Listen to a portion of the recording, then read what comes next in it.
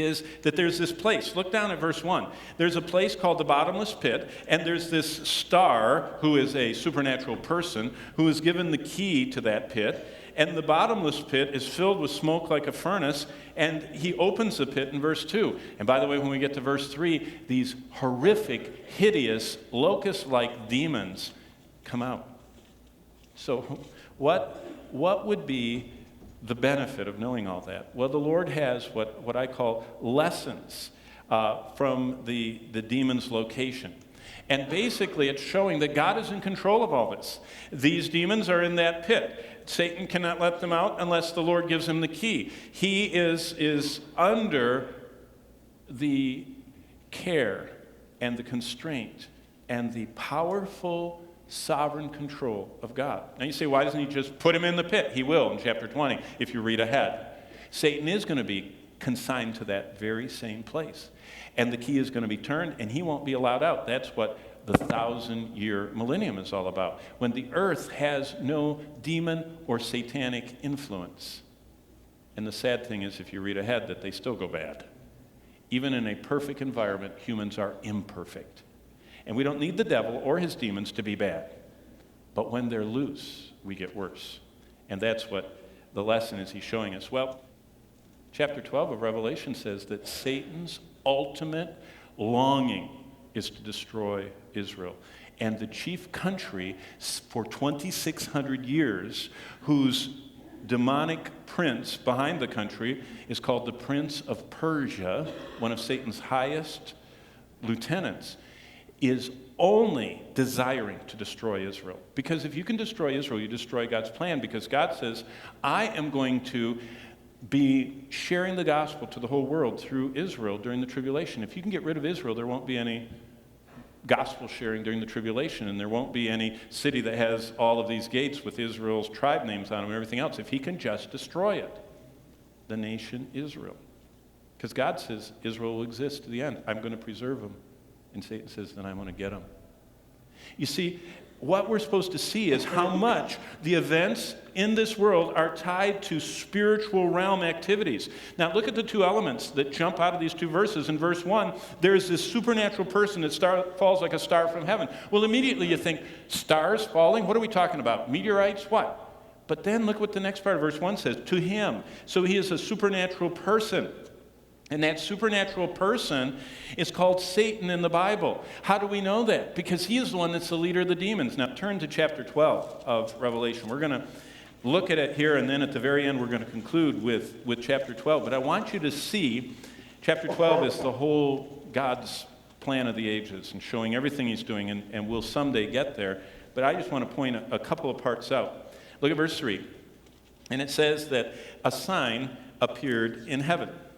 And behold, a great fiery red dragon. Now, we look up from our Bibles and we go, oh, now we're into science fiction or fairy tales or cartoons. Dragons? And immediately the book of Revelation sounds like it's detached. But just keep reading and you see that God is communicating a connection here. And I want to show it to you. Having 7 heads and 10 horns and 7 diadems on his head. Look at verse 4. This dragon, this fiery red dragon, in verse 4, his tail draws 1/3 of the stars of heaven and throws them to the earth. Oh. So in this verse, we meet a dragon. Then in the next verse, verse 4, this dragon draws 1/3 of the angels under his control. But move down to verse 7. Because now we see that war breaks out in heaven, and Michael, we know who he is, the archangel, and his angels, we know who they are. We saw that a few weeks ago, the good angels, fought with the dragon and his angels. So all of a sudden we see that this tail in verse 4, taking 1/3 of the stars, is God explaining to us that of all of the angels, these supernatural creatures that never sleep, that are indestructible and so powerful we don't even understand how powerful each individual angel is, Satan got 1/3 of them. And he drew them under his control.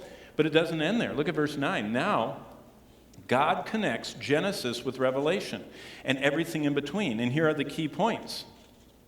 And I just wrote them down for you. This is the Rosetta Stone. You know, the Rosetta Stone that that Napoleon's archaeologists found that finally we could decipher hieroglyphics. Sometimes the Bible's a little hieroglyphic because there's so many pieces scattered around, but all of a sudden God explains it all. And what he says is, just track down through verse 9. He says, so the great dragon, so this fiery red great dragon we saw earlier in 3, was cast out. Now look at all this. Satan is the dragon. Satan is the serpent of old. Now think Genesis 3. Think of Eve in the garden with the most beautiful creature, this incredibly beautiful, serpents after the fall and after the curse and sin are committed to being on the ground, and most people hate them. But they previously were beautiful, intelligent, talking, glistening creatures. And Eve was captivated by this creature who was being used as a channel through which Satan spoke. And he's called the serpent from old. So that's the Genesis 3, Eve deceived in the Garden of Eden. But it doesn't stop there. He's also called the devil. That's chapter 4 of Matthew. That's the one who came face to face with Jesus and tempted him to disobey God. Same one. So the dragon is the serpent. He's the devil. He's also the wicked one. He is the one who John talks about. The whole world lies in the arms of the wicked one. And he is the one who wants to undermine and thwart and derail God's plan. But it doesn't end there. If you keep reading, the devil is Satan who deceives. He's the deceiver. He's cast to the earth. His angels were cast. Look at verse 10. Now salvation and strength in the kingdom of our God and the power of his Christ have come for and here's another title, the accuser of the brethren.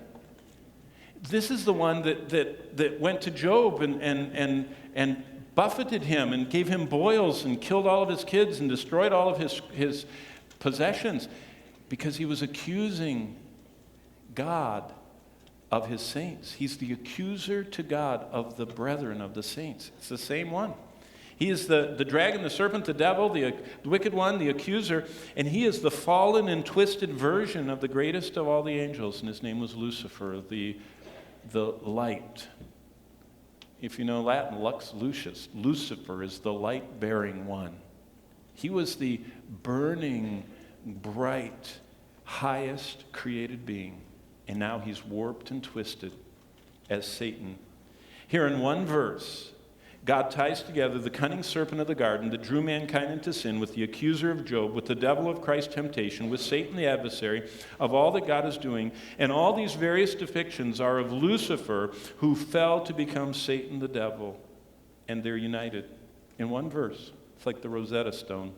But all that to say this, Satan is dangerous. I said all those things just to show you that all the malignity that covers all the chapters of the Bible come to a simple head. Satan is dangerous. No, we know that, but we just don't sometimes think what that means.